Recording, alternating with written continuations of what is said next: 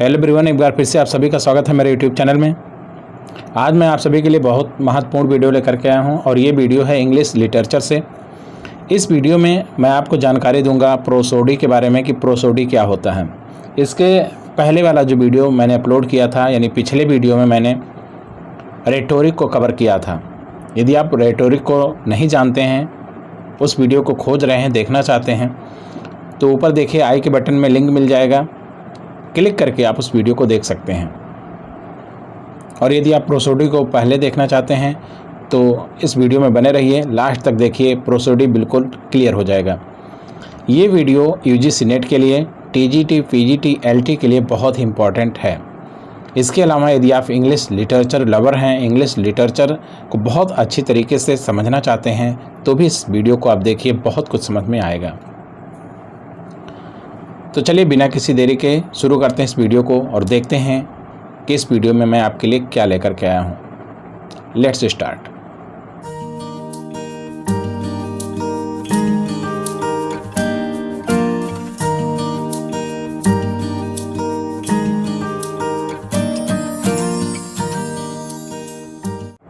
तो जैसे आप यहाँ देख पा रहे हैं, व्हाट इज़ प्रोसोडी। प्रोसोडी क्या है, हम इस वीडियो में देखेंगे। तो यहाँ पर इसके बारे में थोड़ी सी जानकारी दी गई है। Prosody is derived from an ancient Greek word that meant a song accompanied by music. तो प्रोसोडी जो है ये प्राचीन ग्रीक शब्द से लिया गया है, जिसका अर्थ होता है म्यूजिक के साथ गीत। इट इज़ पार्टिकुलर टोन, इसमें एक पार्टिकुलर विशेष सुर होता है, कह सकते हैं एक्सेंट होता है, जिसको हम उच्चारण कहते हैं, या फिर उसका लय होता है। Given to an individual syllable. अब आपको बहुत अच्छी तरीके से बताया जाएगा कि सिलेबल क्या होता है। जब तक आप सिलेबल नहीं समझेंगे तब तक ये वीडियो नहीं समझ पाएंगे। तो वीडियो में बने रहिएगा, मैं आगे चल करके सिलेबल को बहुत अच्छी तरीके से क्लियर करने वाला हूँ। तो यहाँ कहने का मतलब प्रोसोडी के बारे में है कि ये एक प्राचीन ग्रीक शब्द से लिया गया है, जिसका अर्थ होता है म्यूजिक के साथ गीत। और इसमें जो गीत है उसमें विशेष टोन होगा, विशेष एक्सेंट होगा और विशेष सिलेबल होंगे। अब हम इन्हीं पे बात करेंगे और इस वीडियो को अच्छी तरीके से समझेंगे। चलिए आगे बढ़ते हैं और डेफिनेशन देख लेते हैं। प्रोसोडी के बारे में डिफरेंट टाइप के आपको डेफिनेशंस मिल जाएंगे। मैं यहाँ आपके लिए 3 डेफिनेशन लेकर के आया हूँ और बहुत इंपॉर्टेंट डेफिनेशंस हैं। यदि आप लिखना चाहें तो लिख सकते हैं, और वीडियो पास करके स्क्रीनशॉट लेना चाहते हैं तो वो भी कर सकते हैं। अच्छी तैयारी के लिए आप नोट बनाइए, स्क्रीनशॉट लीजिए और रिपीट करते रहिए। तो डेफिनेशन को देखते हैं। पहला जो डेफिनेशन है, prosody studies how to make poetic word more rhythmic. यानी प्रोसोडी जो है ये अध्ययन करता है कि कैसे हम किसी पोएटिक वर्ड को और अधिक लयात्मक बनाएं। In other words you can say that prosody is a study of elements that create rhythmic effect in word. तो यहाँ कहने का ये मतलब है, दूसरे शब्दों में कहें तो प्रोसोडी जो है वो एलिमेंट्स का अध्ययन करता है। किस एलिमेंट्स का? रिदमेटिक इफेक्ट पैदा करने वाले जो वर्ड्स होते हैं उनके एलिमेंट का। जो पोइट्री में ऐसे शब्द होते हैं जो लय उत्पन्न करते हैं, तो किन एलिमेंट्स को मिला करके वो लय बनता है, इसी का अध्ययन करता है कौन? प्रोसोडी। चलिए दूसरा जो एक डेफिनेशन उसको देखते हैं। Prosody is a use of pitch. तो कह सकते हो कि प्रोसोडी एक स्वरमान और अंतराल का प्रयोग है, जिसमें लाउडनेस हो, यानी जिसमें ऊंचाई भी होती है, टेम्पो ताल और गति भी होती है, एंड रिदम इन स्पीच, और वाच में रिदम होता है, लय होता है। To convey information about the structure, जो इंफॉर्मेशन देता है स्ट्रक्चर के बारे में। एक सेंटेंस है, एक पोइट्री की लाइन है, उसकी क्या स्ट्रक्चर है उसका इंफॉर्मेशन देता है। कौन देता है? प्रोसोडी देता है। And meaning of an utterance. तो यहाँ पर कोई कथन कहा गया है, कोई पोएटिक लाइन है, उसका जो अर्थ है उसके बारे में, और उसमें जो इन्फॉर्मेशन दिए गए हैं उसके बारे में जो वाच्य कहा जा रहा है उसको रिदमेटिक तरीके से पेश करना, उसमें लाउडनेस रखना, उसमें टेम्पो यानी ताल और गति रखना, और उसमें पिच रखना यानी स्वर मान रखना या अंतराल रखना। इन्हीं सब का जो है सही प्रयोग ही प्रोसोडी कहलाता है। समझ गए होंगे आप। The study and the actual use of metres and forms. तो यहाँ कहा जा रहा है कि मीटर और फॉर्म का उचित प्रयोग का अध्ययन करना ही, और किसका अध्ययन करना? वर्सिफिकेशन। वर्सिफिकेशन मीन्स होता है छंदो व्यवस्था। तो कोई पोएट्री की लाइन है, उसमें कौन सा मीटर यूज हुआ है, कौन सा फॉर्म यूज हुआ है, यही सब का अध्ययन करने वाले विज्ञान को ही प्रोसोडी कहते हैं। इन्हीं सब के बारे में अध्ययन करने को ही प्रोसोडी कहा जाता है। अब आप समझ गए होंगे। Prosody improved the study of metre. अब प्रोसोडी का अध्ययन क्यों किया जाता है? पोएट्री का एकदम साफ जाहिर है कि प्रोसोडी का अध्ययन हम पोएटिक लाइन को और अधिक लयात्मक बनाने के लिए, और अधिक प्रभावी बनाने के लिए, और अर्थपूर्ण बनाने के लिए, उसकी संरचना में सुधार करने के लिए करते हैं। और ये क्या किया है? जो मीटर यूज होता है हमारे पोएटिक लाइन में, उसको बहुत अधिक संशोधित किया है। मैट्रिकल फॉर्म जो छंद रूप यूज होता है पोएटिक लाइन में, उसमें भी बहुत सुधार किया है। And its uses in different genre, और बहुत सी रचना पद्धतियों में जो इसका यूज हुआ है उसमें भी काफ़ी सुधार हुआ है। किससे? प्रोसोडी के द्वारा। लाइक द लिरिक, जैसे कि लिरिक हो, एपिक हो, और द ड्रामेटिक वर्स हो। चाहे ड्रामेटिक वर्स की बात की जा रही है, या एपिक की बात की जा रही है, या लिरिक की बात की जा रही है, जितनी भी विधाएं हैं कविताओं की, पोएट्री की, उन सब में मीटर को, मैट्रिकल फॉर्म को और डिफरेंट जेनर्स में काफ़ी सुधार किया है। किसने? प्रोसोडी ने। Elements of prosody. अब यहाँ देखते हैं कि प्रोसोडी में कौन कौन से एलिमेंट रखे जाते हैं। हमें इस वीडियो में किन किन एलिमेंट्स का अध्ययन करना है। प्रोसोडी तो आप जान गए कि एक अध्ययन है। किसका अध्ययन है? स्वर का, रचना का और ताल का।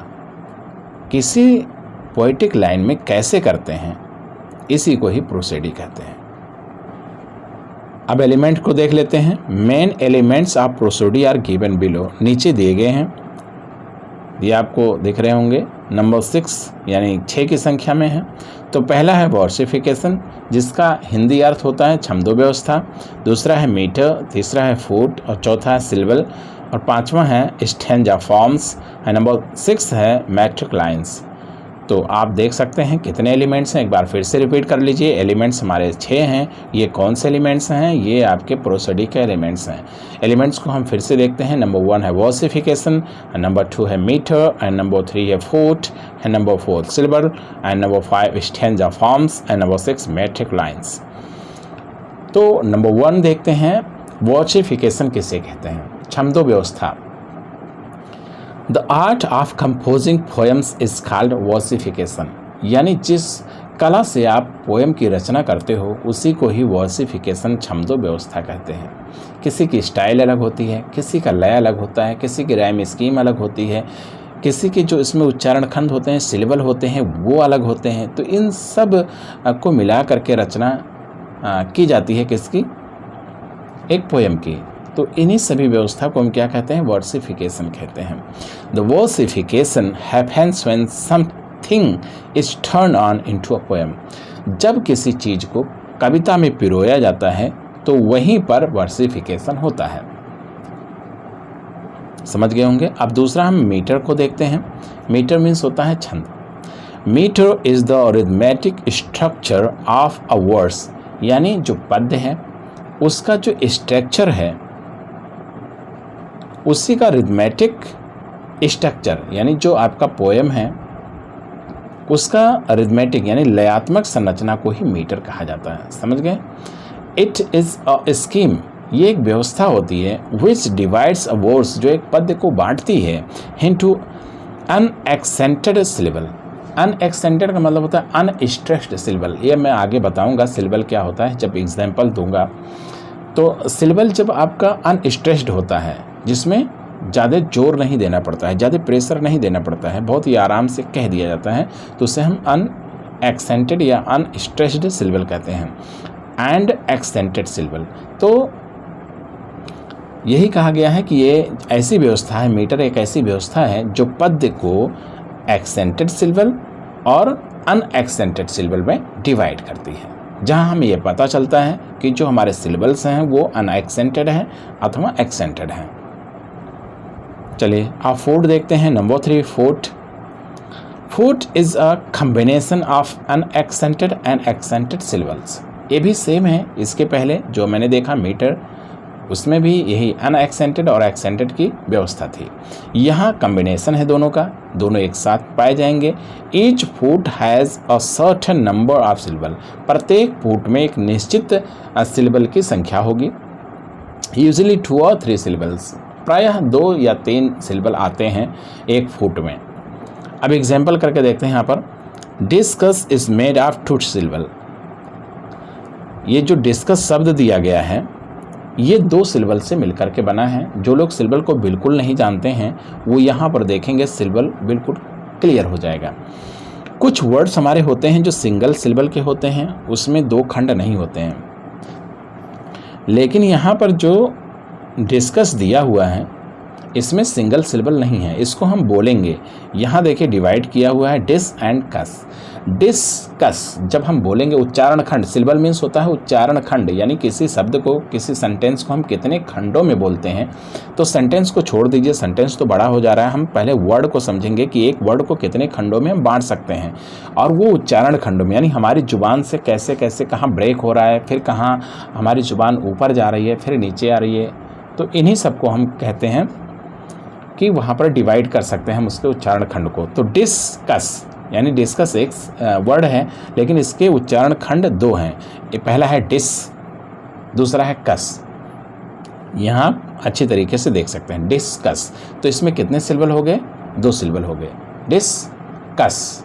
तो डिस में बहुत ही अनएक्सेंटेड सिलेबल है, ये अनस्ट्रेस्ड सिलेबल है, लेकिन दूसरा वाला कस इसमें स्ट्रेस्ड सिलेबल है, यानी एक्सेंटेड सिलेबल है।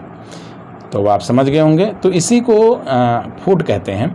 जब 2 सिलेबल एक साथ, यानी एक्सेंटेड और अनएक्सेंटेड एक साथ यूज होता है, तो उसी को कहते हैं हम कि वहाँ पर फुट है।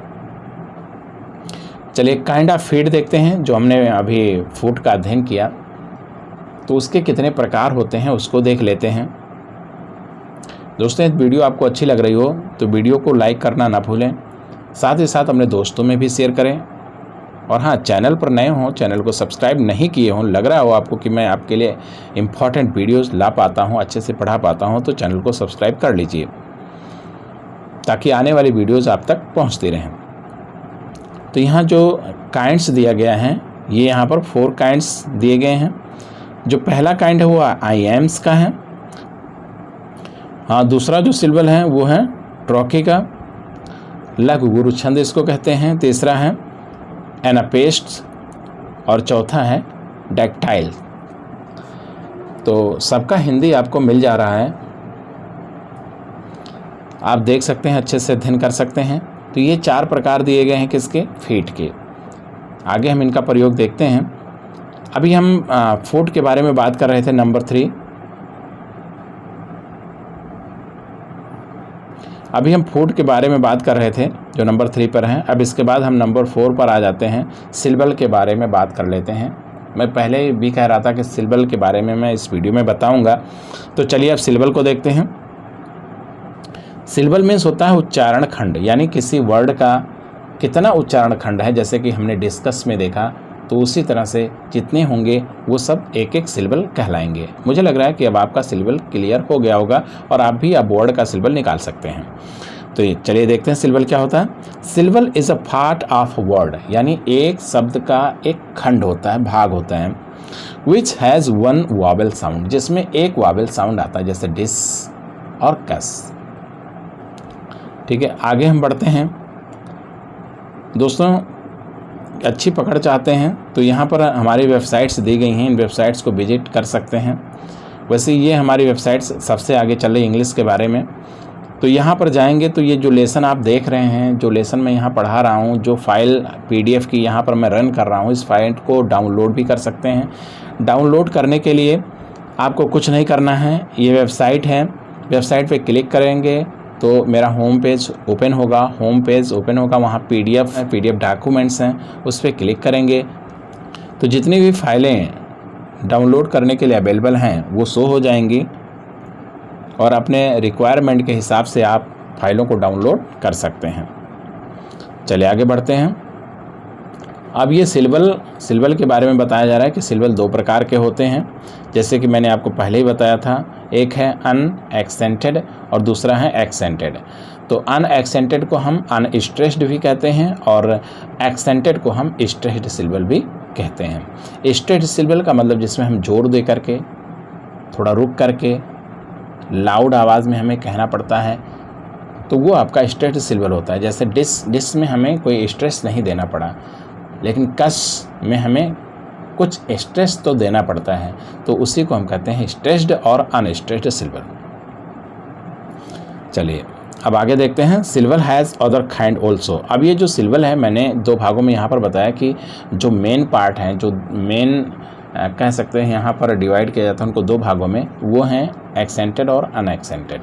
लेकिन यहाँ हम और भागों में सिलेबल को बांट सकते हैं, बांटा गया है इंग्लिश लिटरेचर में, हम उसी को बताएंगे। तो यहाँ पर जो पहला है वो है एनापेस्ट। अब यहाँ थोड़ा ध्यान से देखेंगे कि एनापेस्ट क्या होता है। इट हैज़ 3 सिलेबल, यानी एनापेस्ट में कितने सिलेबल होते हैं? 3 सिलेबल होते हैं।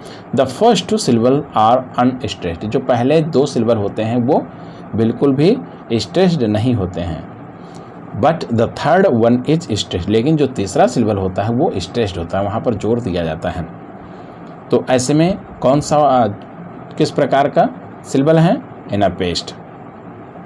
चलिए एग्जाम्पल दिया गया है रेड कलर में, इसको देखते हैं। The Assyrian came down like a wolf on the road. तो यहाँ पर सेरलेन कह सकते हो कि ये जो 2 पार्ट है आपका, ये अनस्ट्रेस्ड सिलेबल के अंतर्गत आ रहा है, लेकिन लाइक और उल्फ ये जो आपके आ रहे हैं ये स्ट्रेस्ड सिलेबल में आ रहे हैं। अब डैक्टाइल को देखते हैं। डैक्टाइल क्या है? ये भी पार्ट है, ये भी कह सकते हैं डिवाइड कर सकते हैं इस भाग के अंतर्गत किसको? सिलेबल को। तो डैक्टाइल के अंतर्गत क्या कहा जा रहा है? It is opposite to anapest. ये एनापेस्ट का उल्टा है। In this figure first syllable is stressed. यहाँ पर जो पहला सिलेबल होगा वो स्ट्रेस्ड होगा, बाद के जो 2 होंगे but the other 2 are unstressed. तो उल्टा हो नहीं गया। इसके पहले जो हमारा था जिसमें हम अध्ययन किए, यानी एनापेस्ट का, इसमें पहले के 2 अनस्ट्रेस्ड रहते थे और लास्ट वाला स्ट्रेस्ड रहता है। लेकिन यहाँ डैक्टाइल में पहला स्ट्रेस्ड रहता है और बाद के 2 अनस्ट्रेस्ड रहते हैं। फॉर एग्जाम्पल करके देखते हैं। यहाँ टेंडरली एक वर्ड दिया गया है जिसका उच्चारण खंड यानी सिलेबल यहाँ पर क्लियरली दिख रहा है। 3 सिलेबल हैं, टेन, डर और ली। टेंडरली यानी जब हम बोलते हैं जितने खंडों में हमारा स्वर, हमारा जो उच्चारण है वो खंडित होता है, तो उतने खंडों को हम सिलेबल कहते हैं। समझ गए होंगे? टेंडरली। तो यहाँ पर जो 10 है ये स्ट्रेस्ड है, हमें जोर दे करके कहना पड़ रहा है 10। और डर बहुत ही आराम से कह दिया गया और ली भी बहुत आराम से कह दिया गया, कोई स्ट्रेस नहीं पड़ा। तो इस तरह आप समझ गए होंगे जो सिलेबल का इस तरह का डिवाइडेशन हुआ है वो कैसे हुआ है। अब जो 5वां हमारा है सिलेबल के बाद का हिस्सा आता है वो है स्टैंजा फॉर्म्स। अब हम प्रोसोडी के अंतर्गत स्टैंजा फॉर्म को देखेंगे। ये एलिमेंट हैं प्रोसोडी के। तो स्टैंजा फॉर्म के रूप में देखते हैं। A stanza usually performs the rhyme scheme and rhythm of the poem। तो जो स्टैंजा होता है वो किसी पोएम का जो रिदम होता है और जो स्कीम होता है उसको प्रेजेंट करता है, उसको परफॉर्म करता है। It is a set of lines in a poem. तो स्टैंजा क्या होता है?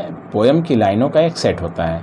कभी कभी 3 लाइन का, कभी 4 लाइन का, कभी 6 लाइन का स्टैंजा बन जाता है। Though most poems are written in stanza, some poems are written without stanza breaking। तो यहाँ पर कहा जा रहा है कि बहुत सी कविताएं ऐसी हैं जिनको हम स्टैंजा में अध्ययन कर सकते हैं, लिखी भी जाती हैं, और कुछ ऐसी हैं जो बिना स्टैंजा ब्रेक के ही लिख दी जाती हैं, एक ही स्टैंजा में सब कुछ कह दिया जाता है। Stanzas give structure to poem, यानी जो स्टेंजा हमारा होता है, जो इसका स्ट्रक्चर होता है, वही पोएम के स्ट्रक्चर को डिसाइड करता है। Main forms of stanza are given below. तो यहाँ पर जो स्टेंजा है, स्टेंजा को भी कई भागों में डिवाइड किया जाता है। जो मेन पार्ट्स हैं इसके, हम उसके बारे में चर्चा कर लेते हैं। कपलेट, पहला है कपलेट। कपलेट मीन्स होता है दोहा। दोहा का मतलब 2 लाइनें होती हैं। हिंदी में आप तो दोहा पढ़े ही होंगे, तो बताने की ज़रूरत नहीं है, दोहा आप क्लियर हो गया होगा। In poetry a couplet is a pair of lines in words, यानी पद्य की 2 लाइनों की जोड़ी होती है।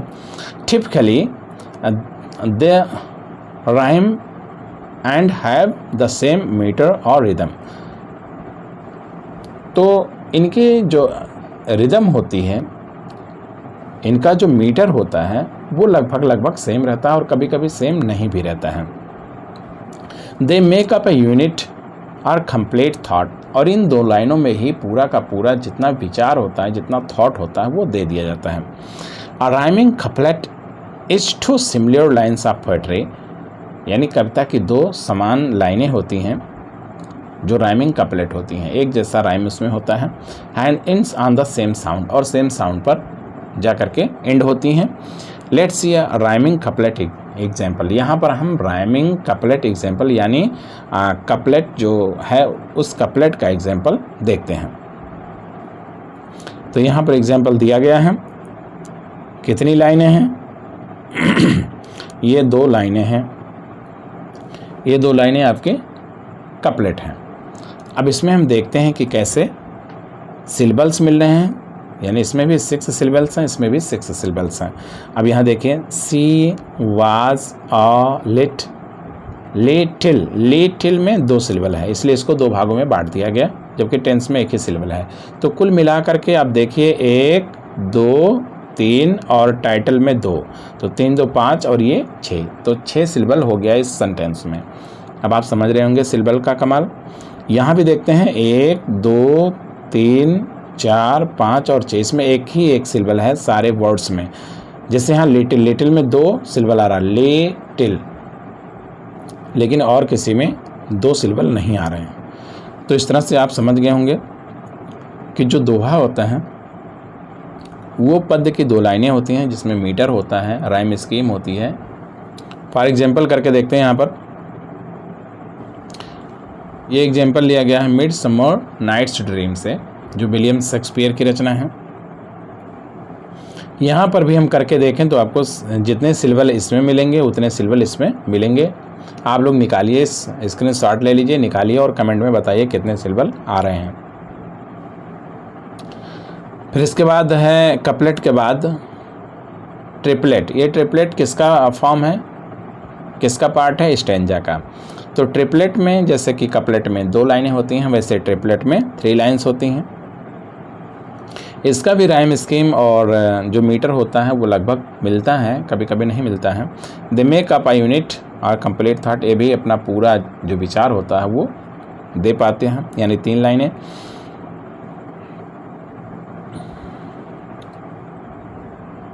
अब यहाँ पर देखते हैं एक 6 लाइन की पोएम है, the eagle, Alfred Lord Tennyson का है। इसमें हम इसको क्लियरली देखते हैं जो ट्रिपलेट है वो कैसे काम कर रहा है और ट्रिपलेट किसे कहते हैं।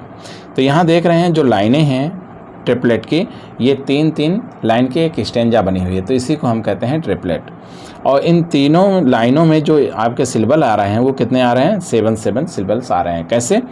जैसे he clasps the crag with crooked hands.